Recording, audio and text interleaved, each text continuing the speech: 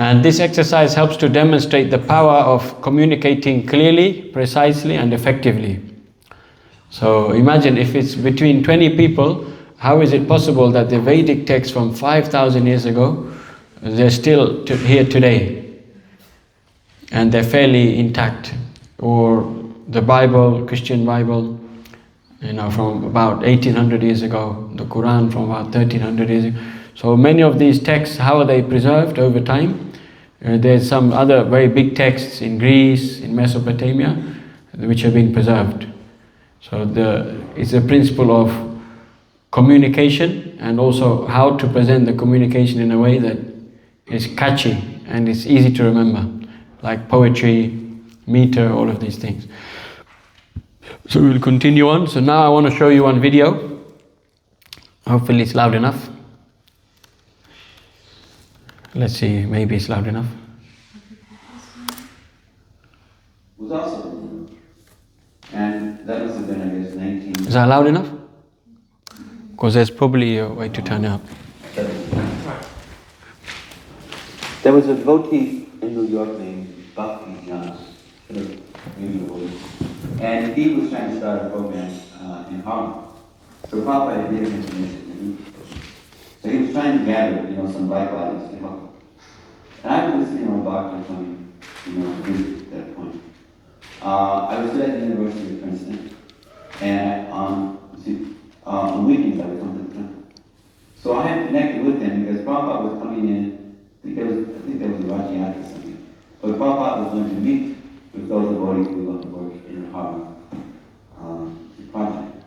So we all came in for darshan. And somehow I was lucky to sit very close to Srila Prabhupada.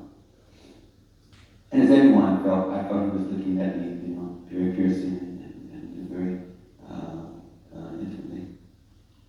And I remember asking one question that was bothering me.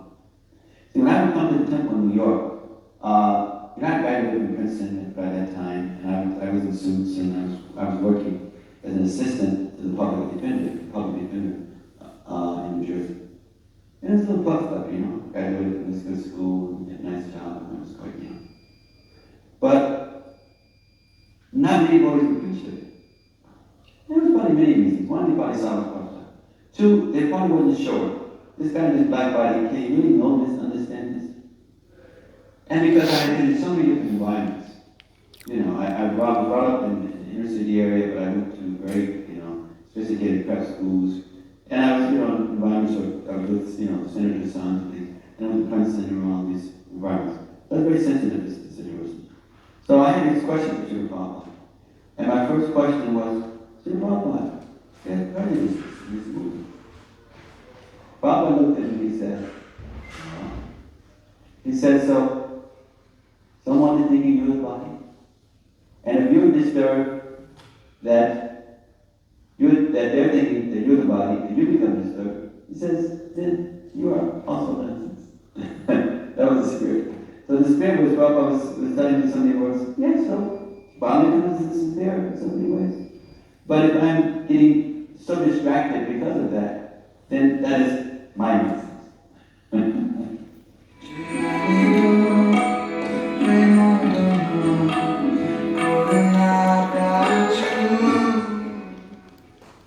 So, what did anyone learn from that video?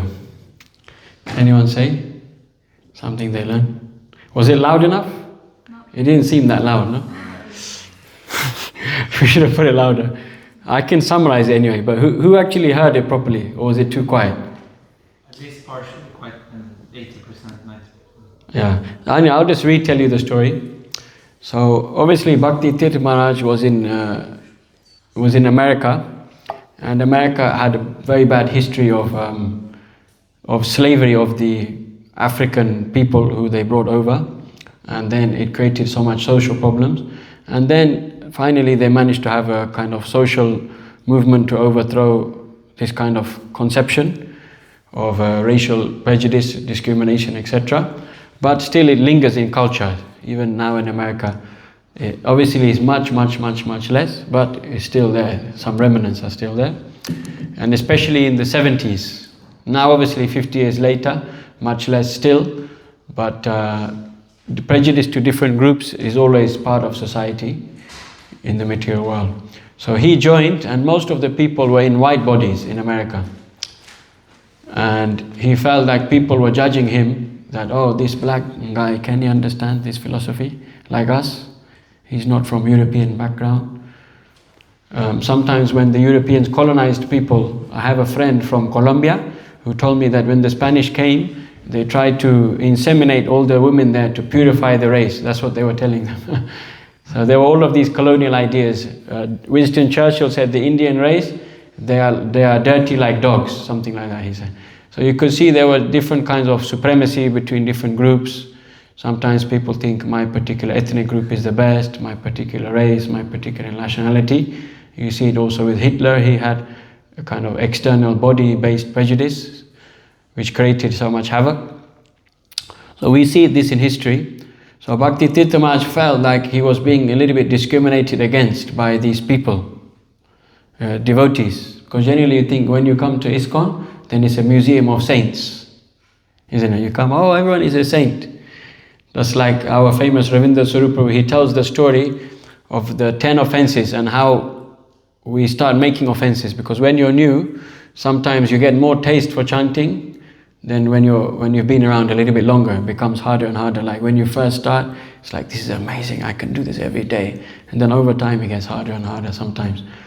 So he explains, because there are 10 offenses, right? Does anyone remember any of the 10 offenses? Somebody? Nobody? Yeah? Being inattentive. Being inattentive, okay. Any, Lakshman remembers? So disobey the order of the spiritual master. Yeah, disobey the order. To be envious of or jealous. Mm-hmm. To be angry. Okay, yeah. So, he was saying one of them is to make offenses to the devotees, right? So, to criticize those who are, to blaspheme those who have dedicated their lives to propagation of the holy name. But it basically says sadhu shastra nindanam in the Sanskrit, which basically means devotees and scriptures, to blaspheme the scriptures and devotees. In other words, to criticize the things which are the most important and beneficial for the society. Because that's actually a higher form of violence than just slapping someone around the face. Because if you destroy people's faith in the only thing that can help them, then you're actually hurting them indirectly. Like say you've given, someone has cancer, and you're like, there's only one place in the whole world which can fix the particular type of cancer you have. So then the person's ready to go and is completely fine, completely bona fide, and then somebody comes and says, no, these companies, they're cheaters, they're liars, they're corrupt, blah, blah, blah, and then you don't go and take the treatment, and then you die. So the person, if someone comes and slaps you, or somebody prevents you from taking the treatment, which one is worse? What do you think? Which one is worse? If you have cancer and then you have opportunity to get treatment, but somebody convinces you not to do it. That's worse, right? Because they're making you die indirectly. So in the same way, if you destroy people's faith, or if you criticize the things which are most important and beneficial for human society, then you're actually damaging the human society. Therefore, it's considered an offense in the 10 offenses. But at the same time, you join, most of us were born in the movement, but some of us, we joined in the movement, and then we say, wow, everybody here is pure devotee, amazing, so nice. And then he says, you join and you don't make any offense, you don't make this offense, because every single person is a pure devotee in the temple. And then he says, after some time, you get to know them. Then you start thinking, oh, this one is like this one doesn't do this one lied about this one, and then we start to go the other way, and we start to relativize and focus more on their faults than their positives. So Bhakti Tirtha Maharaj felt like, oh, these people are being very prejudiced towards me because of my color, so therefore he was feeling very sad. So Prabhupada said to him, he replied, yes, bodily consciousness is there in so many ways. It's more or less verbatim what he said. So he says, bodily consciousness is there in so many ways, so he's saying that is their nonsense. Just like if you see someone and then you judge them incorrectly, is it true? Like say I make a judgment about Shami, but it's wrong. So whose problem is it? My problem or your problem? Your problem. Yeah. If I find a fault and it's true, then it's also your problem you have to work on, right? But if it's not true, then it's only in my mind. That's the only place it exists. So Prabhupada is saying, okay, these people have bodily consciousness. In other words, they're misunderstanding who you are. They're misjudging you for something you're not. So that's their nonsense. That's their responsibility. It doesn't matter for you. So he's saying, you don't need to worry because that's their nonsense. But he says, but if you're becoming affected by their nonsense, then you're also nonsense. Very heavy, no? But it's true. So he said that, yeah, if they're acting like fools and then you're getting affected by them being foolish and then you're getting hurt, that means you're also foolish. Just like Tribhunath Prabhu was debating in Makerere University in Uganda. So there, in Africa there are many fanatic Christians. You don't see them in Europe anymore because they've passed that stage of the sociology of religion. So now they're in the stage of apathy. They don't really care. But before that stage is the stage of fanaticism. So you find that in Africa, they're like shouting, attacking, they're trying to stop his event. And they were even picketing, they were holding signs and shouting, stopping people entering the university hall where he was debating. So then somebody says to him that, oh, why do you have pictures of Krishna? Krishna doesn't even exist, something like that. One of the guys, I can show you that video another day, it's a very good debate video. And then he says, so if somebody comes up to he says, the guy was saying, Jesus is the only way, he's the only father, there's no other father. Then Tribhunath told the example, he said, if somebody in the desert comes up to you, say you're going on holiday to Egypt, and have you ever been to Egypt, Uddhava? No. So say you go to Egypt, and then you're in the desert, and then some random guy comes up to you, and then he says, actually your father is not good because of this. You'll be like, you don't even know my father, this guy must be crazy. And then you ask him what is the father's name, he doesn't even know.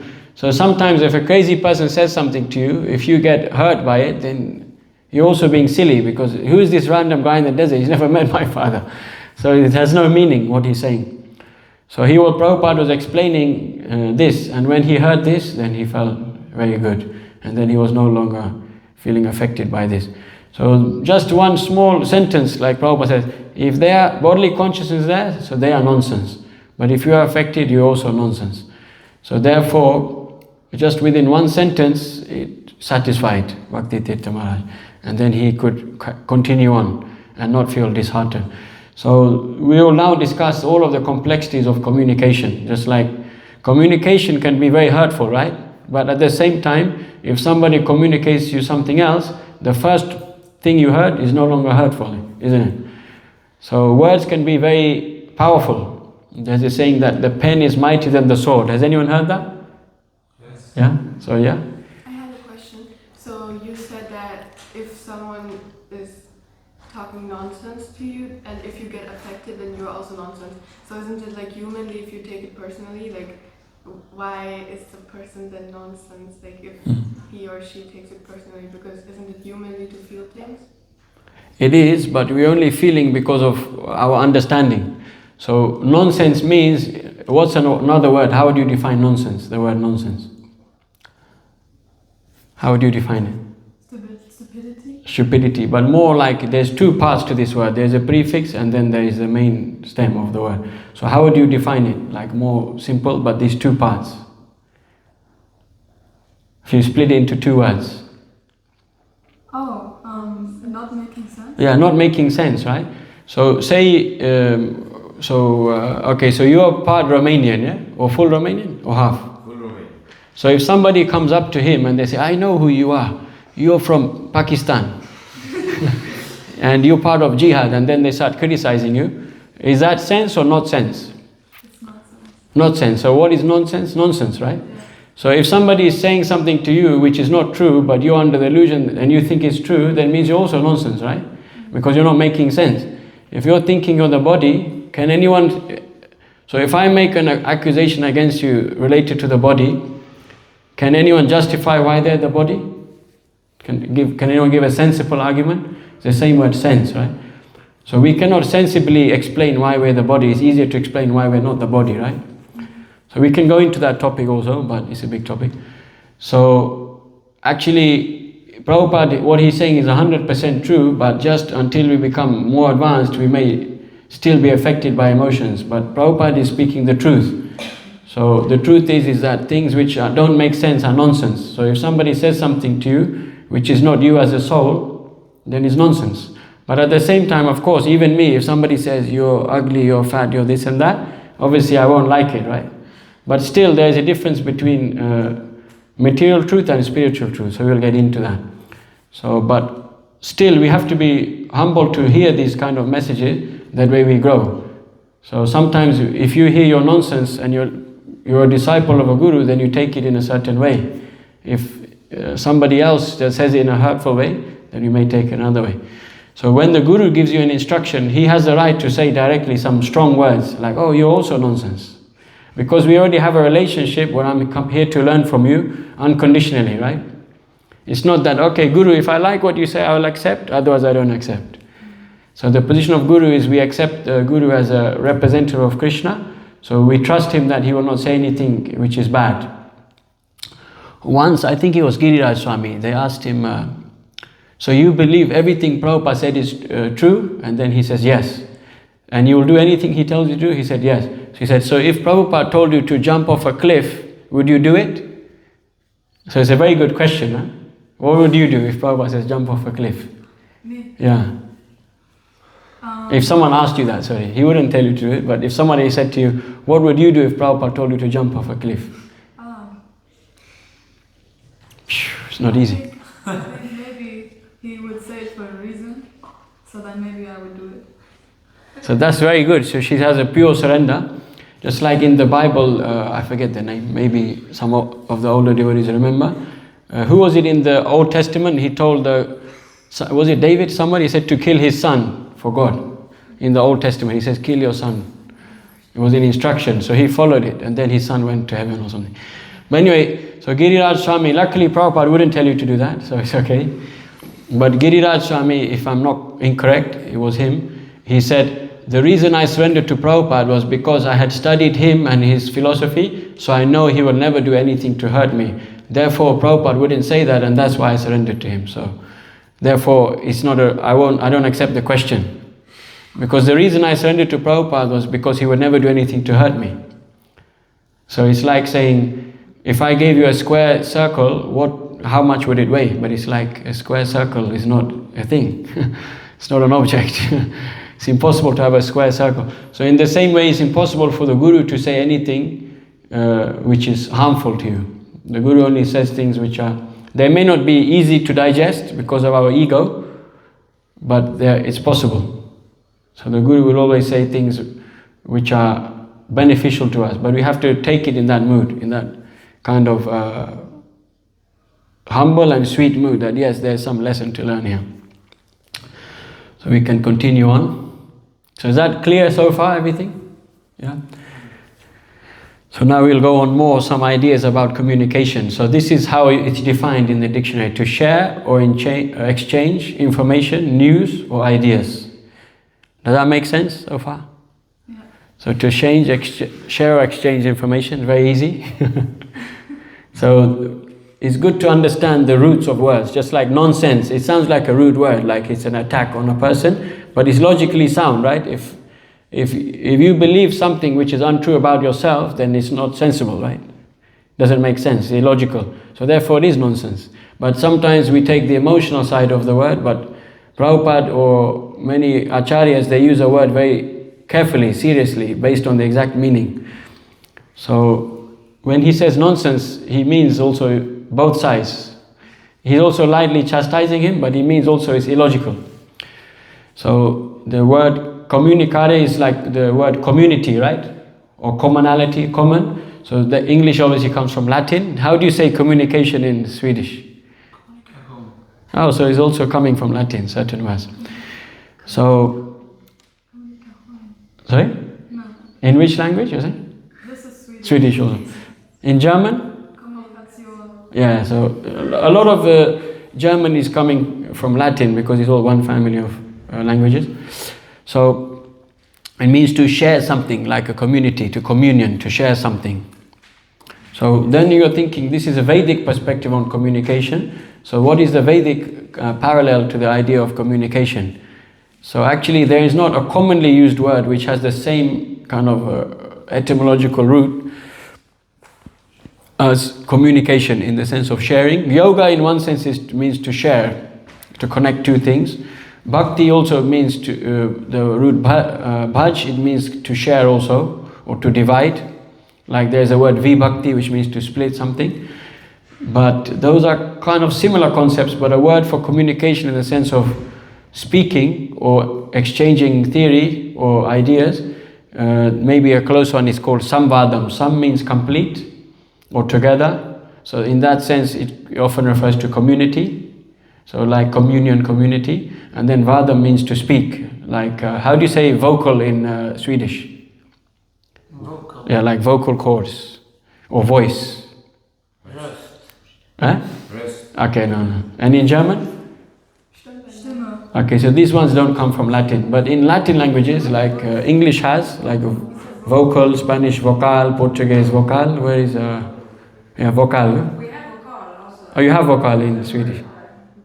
So Yeah, vowel. vowel, yeah, vocal is a vowel, same like in Spanish also. Vocal. So these all come from the Sanskrit root, which is vok or vak.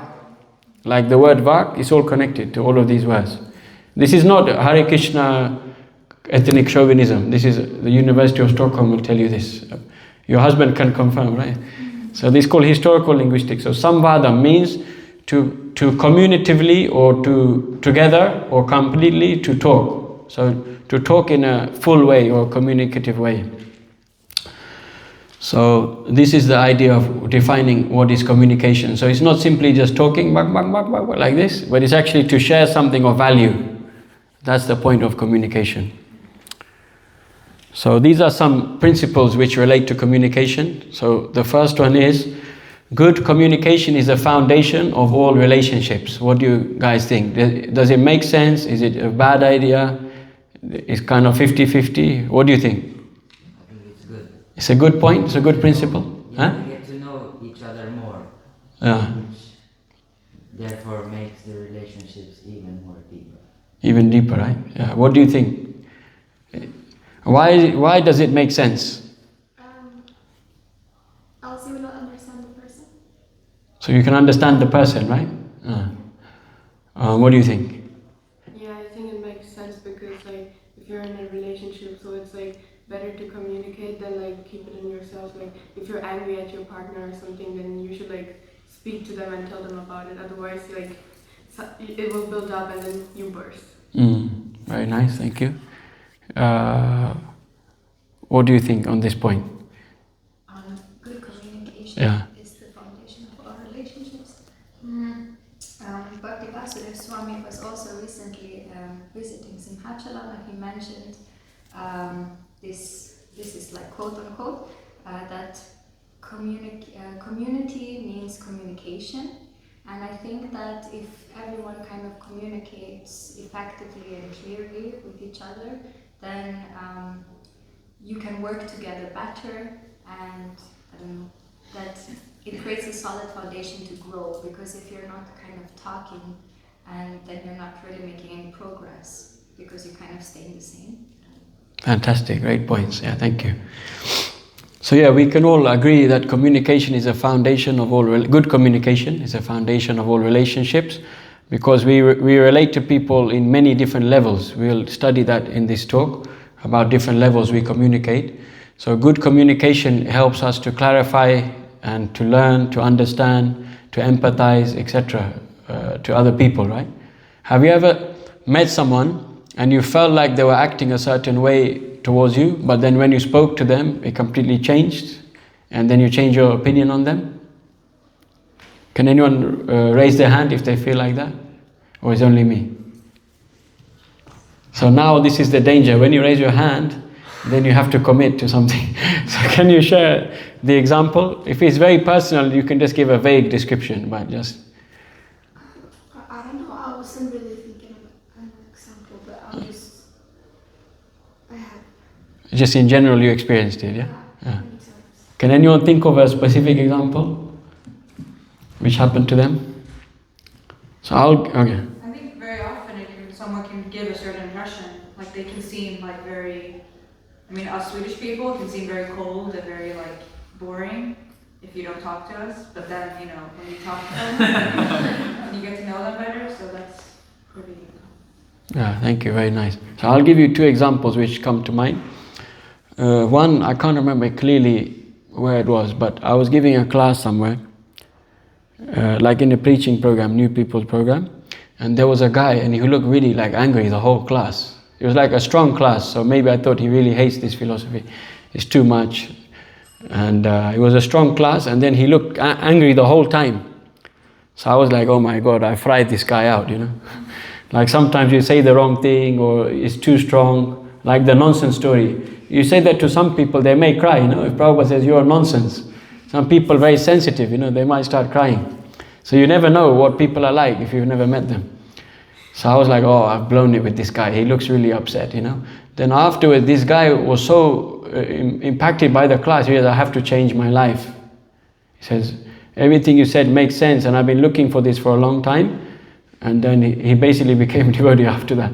But I thought by his face the guy was angry, but he was finding so many conflicting things in his mind, that I have this lifestyle, I have this understanding, but I was never satisfied with it. Now I have this, and now I have to change. So he was feeling all of these things coming up. So without those words, I would have got the wrong impression. Similarly, one of my best friends, so he's in America, and I went on a bus tour with him, Mexico bus tour. So it's a very, very nice bus tour. But he was like always being like very heavy and sarcastic to me. I was like, this guy must really hate me. But then he's also really nice at some points, and then very heavy and sarcastic. So I was like really confused, and I was getting like emotionally affected. You see, I'm also emotional. If someone calls me nonsense, hopefully I can take it. Let's see. So I was really confused, like this guy is like really heavy, But I only just met him, so it was just like the beginning of the friendship. And then, but it was weird. He was very heavy, sarcastic, but at the same time, he's like, "Oh, come, let's do this together. Let's do that together." So I was very confused. Like, this guy is kind of like messing with my mind or something. So then I spoke to someone about it, and they said, "Oh, he's like that with everyone. He's just like really got a sharp tongue. Everybody knows it about him." And then when I understood that, then I was completely fine. I'm like, "Oh, he's like that with everyone." So it's nothing personal. Then I was completely fine. So just a few words can change everything, your impression of somebody, right? So sometimes we may judge someone and then we speak to them. Sometimes think, wow, this person is so proud, they don't want to speak to me. But then you realize they're like an extreme introvert, and that's just their nature. Like, what's his name? Sundar. So I'm very close with Sundar, but when I first met him, I thought he didn't like me because he's shy. But then I got to know him, and now we're very good friends, and we can speak very intimately. But at the first impression, I was like, oh, this person doesn't like me. So has anyone felt like that? Like you met someone, and then you thought they didn't like you, but it's actually just, they have a different way of opening up.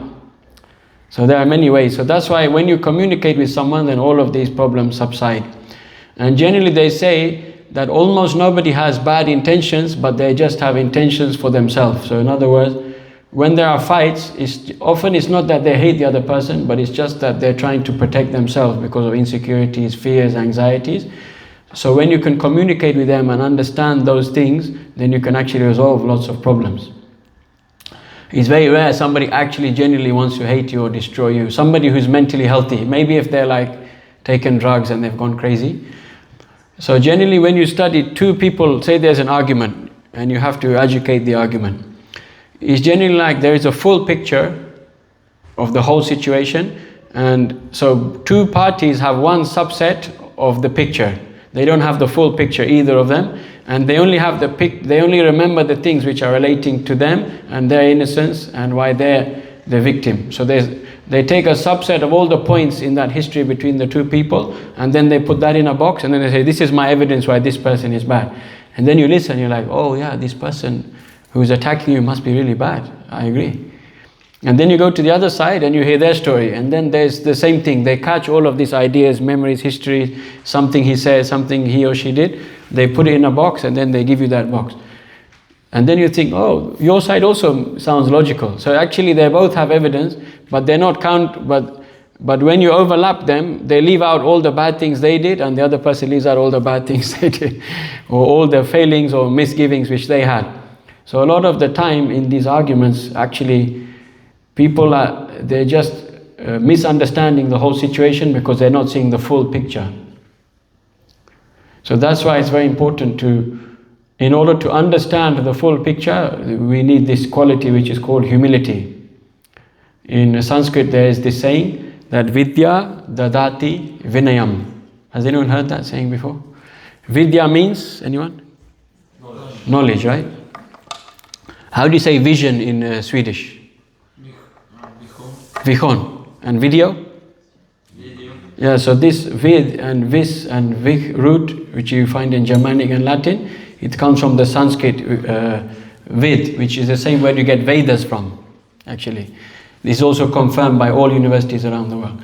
So, to understand something requires humility. Therefore, if you think about it, this is not a real etymology of the word, but it's just a play on word.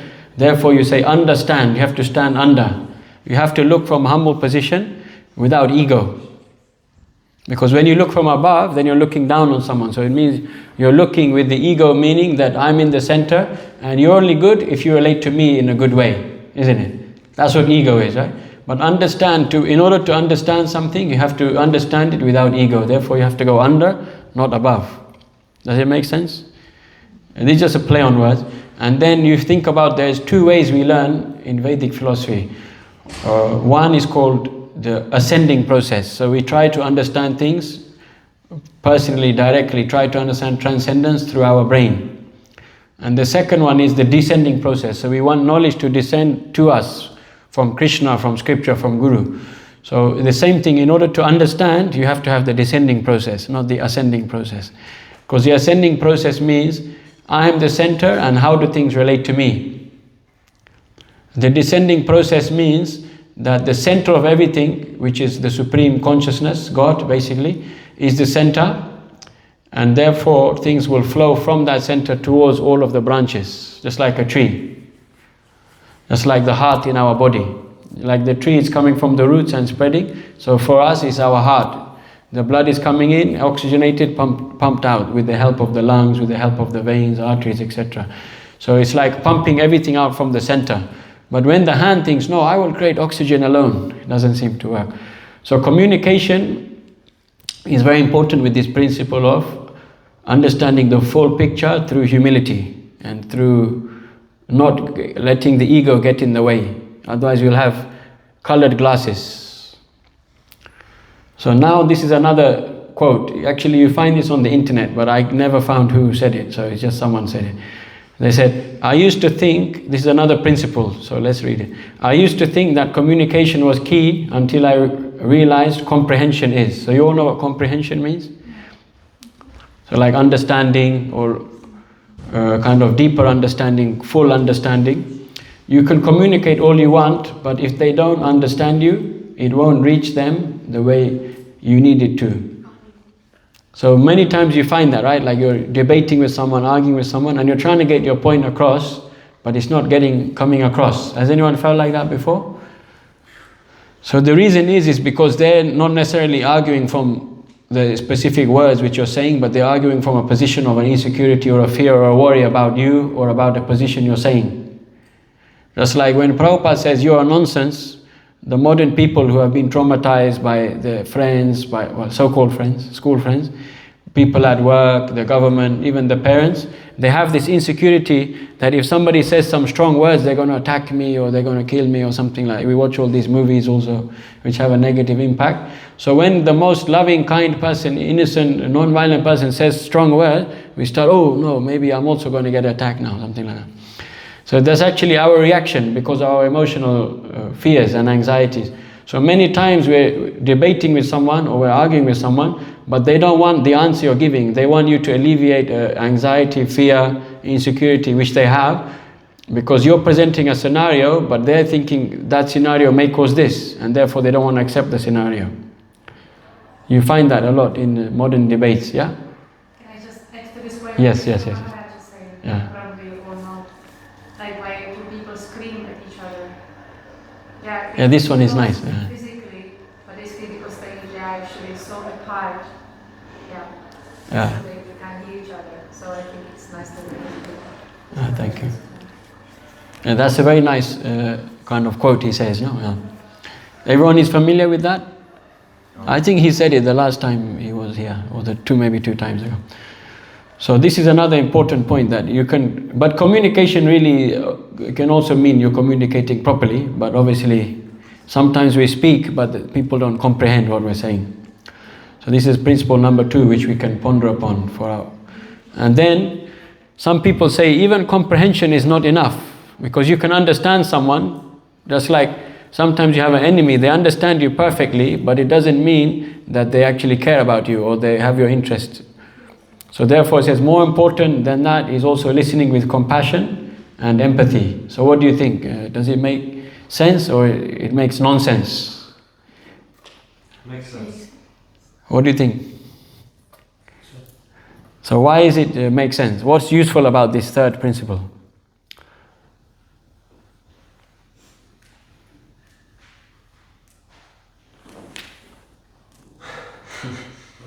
Anyone can think, yeah?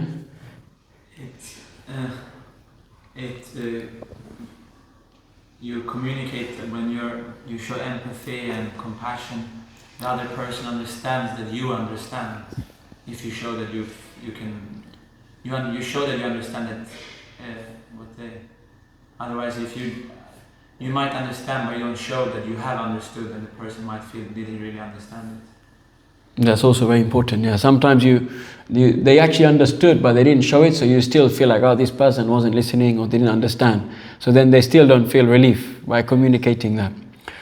So it's also important listening with compassion and empathy. So this is why the spiritual perspective, Vedic perspective on communication is so important, because generally most people are working on principle number 1, which is basically like me and you don't talk, therefore we misunderstand each other, therefore we create caricatures of who you are and what you expect from me, and if you respect me or not. All of these things start building up in the mind, and then relationship breaks. So in the modern world, generally we're trying to just get to the platform of communicating properly. It can be in romantic relationships, can be parents and children relationships, school teacher and school children relationship, can be with your boss at work. Sometimes you think, this boss must really hate me, but then you realize they're just moody all the time, and it's nothing to do with you, right? So good communication is something modern society needs to work on, but then deeper than that is comprehending them properly, which means understanding them also in the context of who they are. This is just still in the material sphere, but who they are emotionally, who they are historically, what they've been through, etc. So that also helps to really comprehend the person. It's like a deeper level of understanding, not just the words, but a bit more about the personality behind the words. But then even more powerful in communication is understanding the purpose of communication, which is to share or exchange information and to converse meaningfully, right? To help make a feeling of community. So therefore, the most important information, news and ideas we can share is what is the point of sharing news with somebody? What's the point? Like, I give you news. Is it supposed to hurt you, benefit you, confuse you? What is the point of giving someone news or information? What do you think? Depends what the news is. Like in general, like why would you give news to someone? For information. But why do they need information? Depends on the person who's saying it. Just think about it in more simple terms. Can anyone think, why do you want to give someone news or information? What does it do for them? They're aware of it, for awareness. And why is awareness good? Security. Happy. So happy, security, yeah? A general benefit. Yeah, this is the word I was looking for, benefit. All of you are right, but because I'm following certain line of points, this is the most appropriate for this line of point, which is that communication is important because you can deliver something of benefit. You can benefit someone, benefact. Benefit means to improve them, to do something good for somebody. So there are many things which you can communicate to people. You can communicate about Sky TV, you can communicate about the football team in Södertälje. Many things you can communicate, but if you understand something deeper about the self, then there are many things which we can communicate which are not very useful, like the football team in Södertälje. I don't know if they even have one. Maybe it's a cricket team or some other team, I don't know. What sport do they like in Södertälje? Basketball. Basketball, okay, basketball. So it doesn't really benefit you much. So to the extent that the thing you're communicating benefits you, to that extent that communication is important, critical and pertinent. So if you can communicate something of very high value, that's the most important communication you can do, right? Because it has the highest benefit for the person. So therefore, to communicate, to benefit someone requires compassion and empathy and understanding who they are on a deeper level, which basically means you have to communicate perfectly